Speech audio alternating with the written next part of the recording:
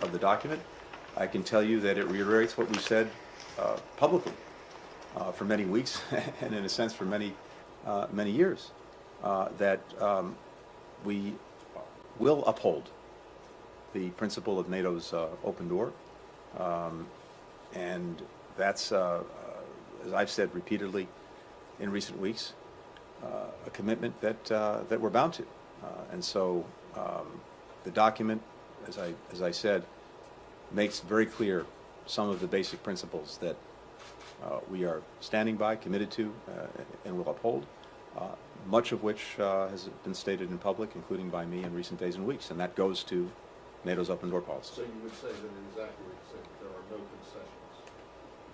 This isn't about concessions. Well, there is no change in the U.S. and NATO position in this document.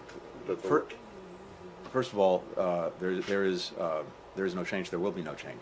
Second, we reiterate that principle. Of course, it is for NATO, not the United States unilaterally, to discuss the open door policy. These are decisions that NATO makes as an alliance, not the United States unilaterally. But from our perspective, I can't be more clear. NATO's door is open, remains open, and that is our commitment. Margaret? Thank you, Mr. Secretary. Do you have any reason to believe then that the document that was submitted will in any way lessen the chance of Russian action, or was this just to show you tried? Margaret, what we do in this document, besides laying out our core principles, besides sharing our concerns of allies and partners about things that Russia is doing that we believe undermine security and stability, we also do lay out areas where we believe that together we could actually advance security for everyone, including for Russia, based on some of its stated concerns, as well, of course, as for us and for our allies and partners. And so there are a number of areas, again, based on what Russia has said, that I think would make a difference if done on a reciprocal basis and approached in good faith. So, for example, as we've said, the placement of offensive missile systems in Ukraine, military exercises and maneuvers in Europe, potential arms control measures, greater transparency, various measures to reduce risks. All of these things would address, I think, mutual concerns, including concerns stated by Russia, and advance collective security. So I think there is there are important things to work with if Russia is serious about working with them. And that is up to President Putin. We'll see how they respond. But there's no doubt in my mind that if Russia were to approach this seriously and in a spirit of reciprocity, with the determination to enhance collective security for all of us, there are very positive things in this document that should be pursued. We can't make that decision for President Putin. Only he can make it. We've said throughout, and we of course started this process with the conversations that took place in our strategic stability dialogue with Russia, between Russia and the United States about 10 days ago, at the NATO-Russia Council, at the Organization for Cooperation and Security in Europe, that again, we understand Russia has stated concerns about security. We have our own very clear concerns about security and the actions that Russia is taking that undermine it, and we are prepared to discuss and, if appropriate, eventually negotiate steps to enhance everyone's security. And I've laid out some of the areas where we think we could do that. But right now, this is about the areas and ideas that we could pursue, and we'll see how Russia responds. Secretary, have you considered that Russia just buying time till they're in a place to invade Ukraine, making you jump through hoops like hand-delivering written responses to questions that you've answered time and time again in the past? And meanwhile, they're destabilizing Ukraine from within, the economy's crumbling, you're spending hundreds of millions of dollars shoring them up. At what point do you stop playing Russia's game and take preemptive action now?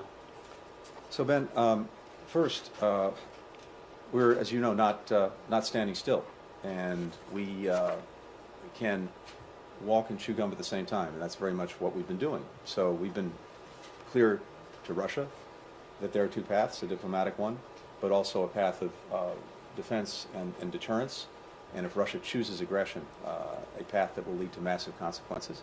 And so even as we've been engaging in the diplomacy, which is my job and responsibility, we have been very resolutely preparing for Russia to take the other path, the path of aggression. And as I laid out, the work that we've done over the past couple of months in bringing allies and partners together around massive consequences for Russia should it renew its aggression, and the very detailed work that's been done on that. But they're the being shoring up, aggressive let me finish now, if I may, sorry. please, and then come back to you. The shoring up in very significant ways of our support for Ukraine, including the defensive military support, the drawdown that the President issued in December, which is now being delivered to Ukraine, the additional steps to make sure that defensive military assistance was being made available to Ukraine, including the authorizations that I signed a week ago to allow other countries that have U.S. origin military equipment to share it with Ukraine. The work we're doing to bolster Ukraine's economy, the work we're doing to shore up Europe on energy if there are disruptions as a result of conflict, and of course the orders that the President gave, the Secretary of Defense gave earlier this week to make sure that we are fully prepared on a moment's notice to reinforce NATO's eastern flank in the event of renewed Russian aggression. All of those things have been happening very deliberately and effectively over the last many weeks. So these two paths and the approach that we've taken, these are mutually reinforcing. The work that we're doing on defense, on deterrence, bringing allies and partners together, I think reinforces our diplomacy. And at the same time, it's very important that we pursue the diplomacy, whether or not, you may well be right, that Russia is not serious about this at all. But we have an obligation to test that proposition, to pursue the diplomatic path, to leave no diplomatic stone unturned, because for sure, it's far preferable to resolve these differences peacefully, consistent with our principles, than it would be to have renewed aggression, renewed conflict, and everything that will follow from that. But the point is, we're prepared either way. Hello, Mr. Secretary. I just want to ask you a little bit about the unified approach with Europe. Mm-hmm. What do you make of Germany's stance, for example? They ruled out sending lethal weapons to Ukraine. They prevented Estonia from delivering arms. And today, there was news out that they're sending helmets to Ukraine. a delivery Kiev mayor said was a joke. Would you say that you're happy or satisfied with Germany sending helmets to Ukraine instead of arms shipments? And if I may just ask about President's comments yesterday, he said that he would consider sanctioning Putin personally if he decides to invade. How advanced are these plans? And then again, going back to unity with Europe, has the United States discussed this with Europe, and are they on board? Thank you. First, let me say as a general matter, and I at the risk of patting ourselves on the shoulder, I have to say I was struck when I spoke to the Foreign Affairs Council of the European Union a couple of days ago, that partner after partner, this was in the EU context, but I've heard the same thing at NATO, referenced and the word that was used was unprecedented coordination and consultation with allies and partners on this issue and on this challenge. And one result of that unprecedented coordination and consultation is, as I see it, very strong solidarity in terms of the consequences that will befall Russia if it renews aggression against Ukraine. And that is across the board. And that includes Germany. And I was just in Germany, as you know very well, meeting with Chancellor Scholz and spending a lot of time with my German counterpart, Foreign Minister Baerbock. And as I said before, I'm absolutely confident in German solidarity in being together with us and other allies and partners in confronting renewed Russian aggression against Ukraine. Now look, different countries have different authorities, they have different capabilities, they have different areas of expertise, and we're bringing all of those to bear, but doing it in a way that is complementary. And it speaks to the shared commitment that we have to defend Ukraine's territorial integrity, its sovereignty, and its independence. When it comes to sanctions, I think as you heard the President say, everything is on the table. I can tell you this. The steps that we will take together, swiftly, will go directly to things that President Putin cares deeply about, including Russia's ability to engage economically and financially, including its ability to develop technology for the sectors that it cares most about, like defense, like high tech. And as the President said, everything is on the table, and I'll leave it at that. Take a final question from Kelly. Senator, I'm just wondering if this document should be considered a proposal from President Biden to President Putin, and if you can also shine a little bit of light on President Biden's role in crafting this message. Sure. Kelly, again, the document that we've shared with Russia today does a few things. First and foremost, it states very clearly the principles that we're committed to and that we will defend one way or the other. Second, it lays out our own concerns and allied concerns about actions that Russia has taken, is taking, not just with regard to Ukraine, but more broadly in the European theater, that we believe undermines security. Third, it addresses concerns that Russia raised in the document that it provided to us a couple of weeks ago. And finally, it suggests areas where, based on reciprocity, we believe we could advance our collective security, again, in ways that address our concerns and in ways that address some of Russia's concerns. That's what this does. It's not a formal negotiating document. It's not explicit proposals. It lays out the areas and some ideas of how we can together, if they're serious, advance collective security. President Biden was intimately involved in this document. We've reviewed it with him repeatedly over the last weeks, just as we were getting, as you know, comments, input, ideas from allies and partners. It was vital that we work on this document, even though it goes to bilateral matters, and what NATO is providing presumably goes to the some broader issues that involve NATO and Russia.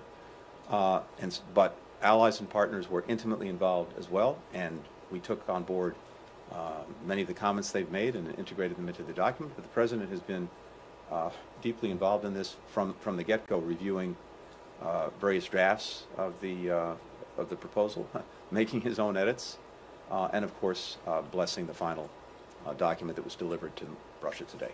Given that, Biden himself, U.S. Biden administration officials have said an invasion is potentially imminent, the stakes are incredibly high here, and you guys have also said that Putin is the decision maker. So why not address this directly to him, given the situation you're facing right now?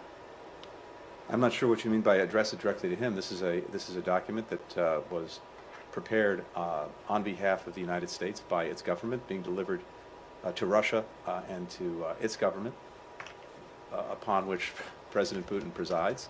I have no doubt that our Russian counterparts and my counterpart, Foreign Minister Lavrov, will share the document with President Putin, and putting things in perhaps everyone else. You may be right.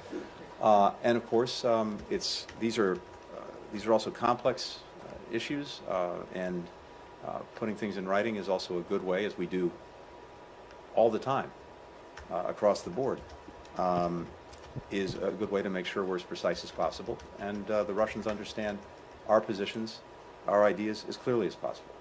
Right now, the document is with them, and the ball is in their court. We'll see what we do, as I've said repeatedly, whether they choose the path of diplomacy and dialogue, whether they decide to renew aggression against Ukraine, we're prepared either way. Thank you. Thank you. Thanks, everyone. Yeah.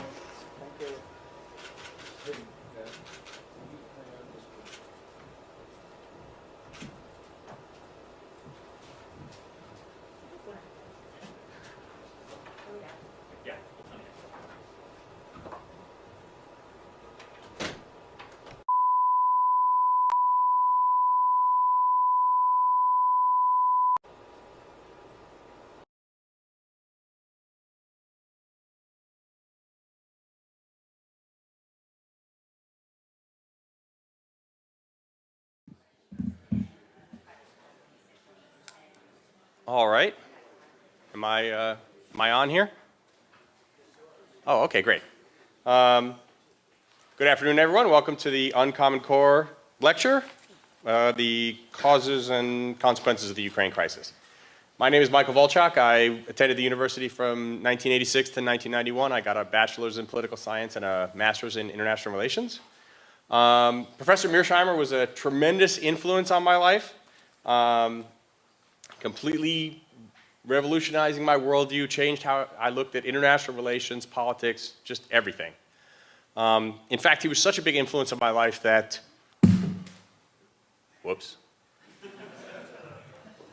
that when I went home for the summer between one of the school years, leaving my college girlfriend here, she gave me a little keepsake picture book, and she said, "Here, to remember the people you love." And inside was a picture of her on the right and a picture of Professor Mearsheimer on the left. That's a true story.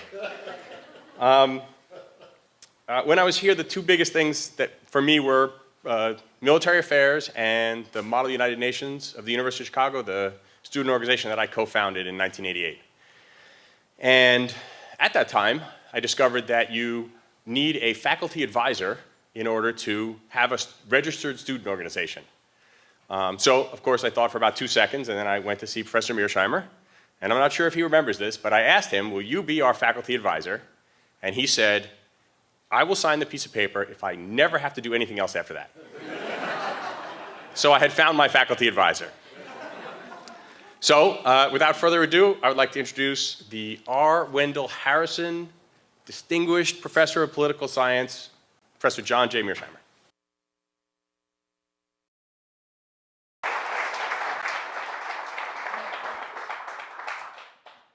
Thank you very much for that kind introduction. Thanks all for coming out to hear me talk. The subject I want to talk about is the causes and consequences of the Ukraine crisis, which of course has been in the news in a really big way since February 2014. And indeed, there was a big story on the civil war in eastern Ukraine in the newspapers this morning. The outline I'd like to follow is I'd just like to make a number of preliminary comments to give you some background on this crisis. Then I'd like to give you my thinking on what caused the crisis. Then tell you why I think the conventional wisdom is wrong. Talk a little bit about the West's response so far to the crisis, which is just, in my opinion, making a bad situation worse. And tell you what I think should be done. And then finally wrap up with some discussion of the consequences. So let me start with some preliminary comments. First, with regard to America's core strategic interests. For me, core strategic interests are areas of the world where you're willing to fight and die. And in my opinion, outside of the Western Hemisphere, which is of enormous strategic importance to us, there are only 3 areas of the world that really matter. 1 is Europe, 2 is Northeast Asia, and 3 is the Persian Gulf. And it's very important to understand that since this country got its independence in 1783, Europe has been the most important area of the world. Even though the Japanese attacked us at Pearl Harbor, we had a Europe first policy going into the war, and we had a Europe first policy throughout the war. And it's in large part because the great powers in Europe are more important than the great powers in Northeast Asia over time. And of course,